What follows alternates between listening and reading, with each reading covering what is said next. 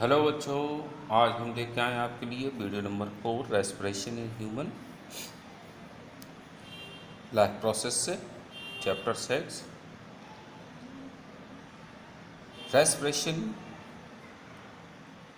क्या होता है ये जानते हैं। In human air is taken into the body through the nostrils. The filtered air passes through the throat and into the lungs।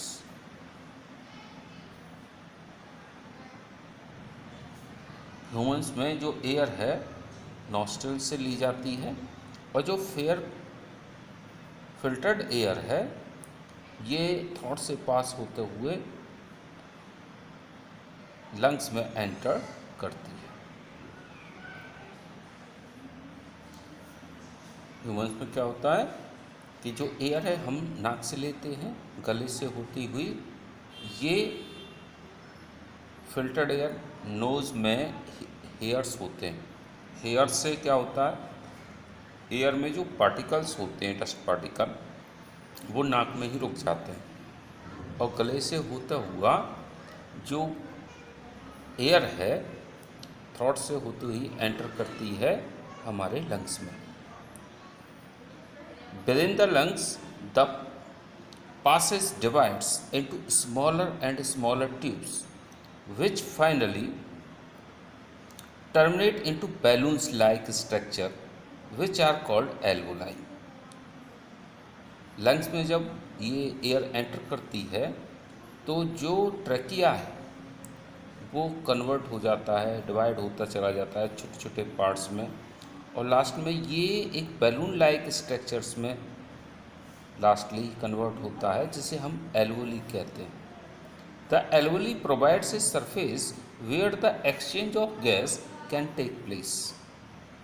Alveoli वो place है जहाँ गैस एक्सचेंज होती है, कार्बन डाइऑक्साइड और ऑक्सीजन का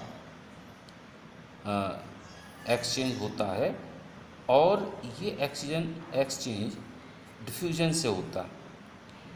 डिफ्यूजन कैसे होता है कि जिस साइड कंसंट्रेशन कम होता है CO2 का या ऑक्सीजन का उस तरफ ये ऑक्सीजन और कार्बन डाइऑक्साइड डिफ्यूज हो जाती है। जैसे एयर ली बाहर ऑक्सीजन का कंसंट्रेशन ज़्यादा है, ब्लड में कम है, तो डिफ्यूजन से ऑक्सीजन हमारे लंग्स से होती हुई एल्वोलाई से होती हुई ब्लड में चली जाएगी।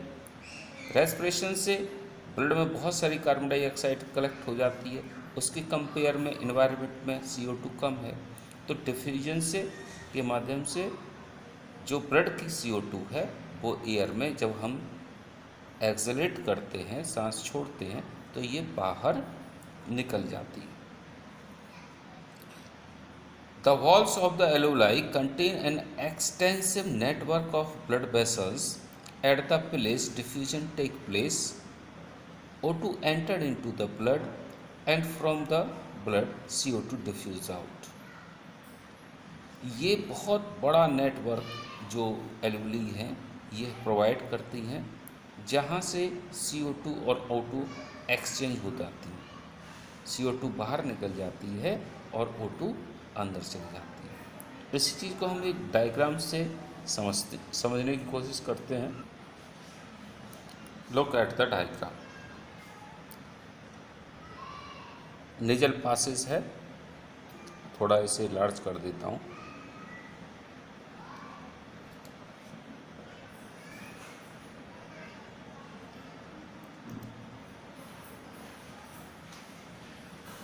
नेजल पासेस से थ्रोट से होते हुई नेजल कैविटी से एयर हम लेते हैं और थ्रोट से होती हुई ये ट्रैकिया से होती हुई फिर ब्रोंकाई में ये ब्रोंकिया, फिर ब्रोंकियोल और ब्रोंकियोल के बाद ये एल्वोली में जाती है। एल्वोली में बैलून लाइक स्ट्रक्चर होते हैं, जैसे कि आपको दिखाई दे रहा होगा यहाँ देखो, इस तरह ये बैलून लाइक स्ट्रक्चर्स होते हैं और ये बैलून लाइक स्ट्रक्चर सीधे के सीधे ब्लड वेसल से जुड़े होते हैं, और जैसे ही हम सांस अंदर लेते हैं यहाँ से ऑक्सीजन डिफ्यूज होकर के ब्लड के अंदर चली जाती है, और सांस छोड़ते समय, एक्सलेट करते समय CO2 यहीं से डिफ्यूज होती हुई बाहर निकल जाती है।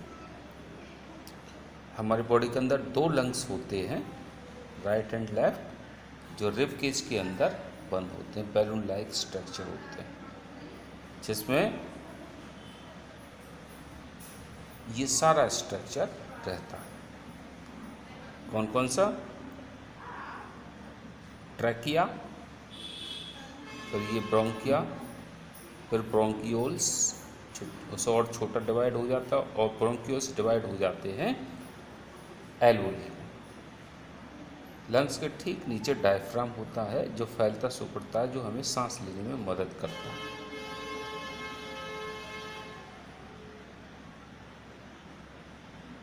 क्लियर?